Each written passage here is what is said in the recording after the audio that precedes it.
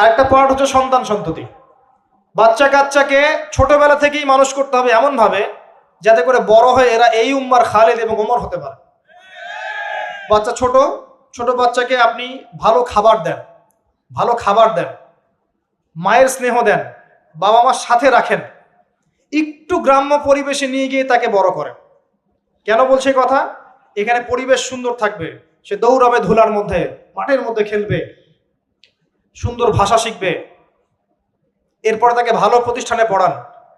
প্রতিষ্ঠানটা এমন হবে যে প্রতিষ্ঠানে জেনারেল শিক্ষা, ইসলামিক শিক্ষা একসাথে দেয়া হচ্ছে, সে সব শিখবে। আমার ছেলে কোরআনে হাফেজও হবে, আমার ছেলে ডক্টরও হবে ইনশাআল্লাহ। এভাবে এভাবে করে তোলেন। আধুনিক হন, মাথাটা খাটান, ব্যাকডেটেড মানসিকতা বাদ দেন। বিশ্বটা এগিয়ে গেছে, আমাদেরকে এগিয়ে যেতে হবে।